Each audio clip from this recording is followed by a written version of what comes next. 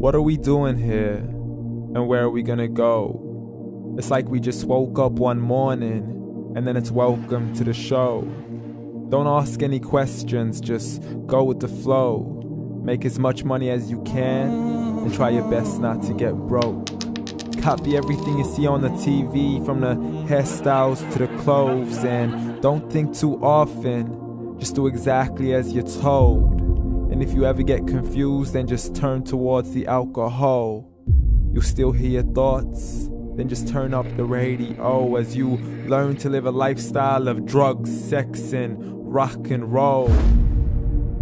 But in all honesty, I just need to know, is there more to the cycle than growing and getting old? Living and dying just to leave behind a happy home and a whole lot of property that somebody else is going to own.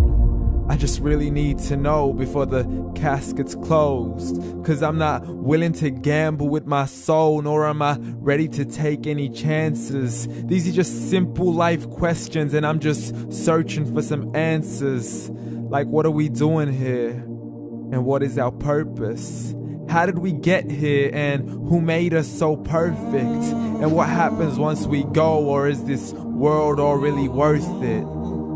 Questions we don't answer because apparently we don't really have to. There's no purpose to this life and our existence is merely natural. Then in that case, please let me ask you, did you create yourself, or was it somebody else who had fashioned you? 'Cause you're a being that's impeccable, faultless and unparalleled. You're a product of supreme intelligence and I'm merely being rational. For there isn't a camera on this earth that can come close to the human eye, nor a computer that can compete alongside the human mind. And if the whole world was to come together, we wouldn't be able to create a single fly. So many signs, yet we still deny. As science tries to justify that all this could come from none, when it's a simple sum. 0 plus 0 plus 0 cannot possibly ever give you 1.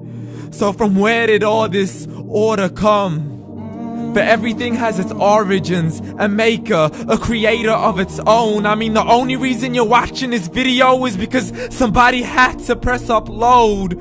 So we can believe in the Big Bang, but I'd rather believe in He who caused it to explode. Allah, the creator of everything along with every single soul.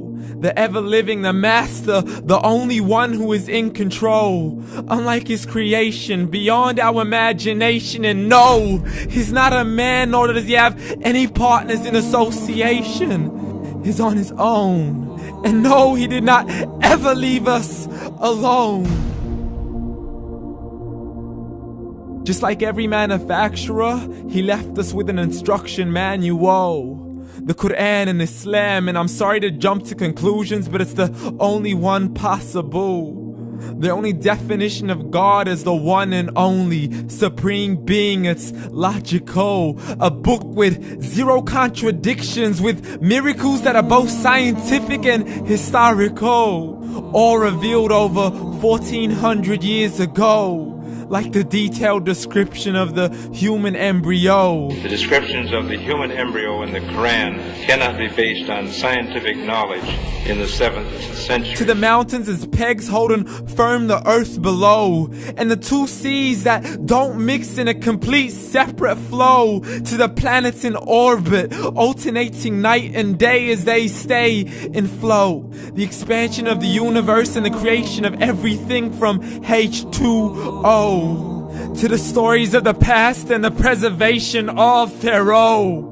To identifying the lowest point in the land where Persia defeated Rome. The gushing fluid that created man in the glands between the ribs and the backbone. And not a word has changed, it's still the same. So please explain how all this was known over 1400 years ago. To a man who couldn't read or write, as he would recite whatever the angels spoke. And if you still don't believe, please try to come up with something that's even close. But you can't, so we took God as a mockery and his messengers as a joke. Muhammad could not read or write.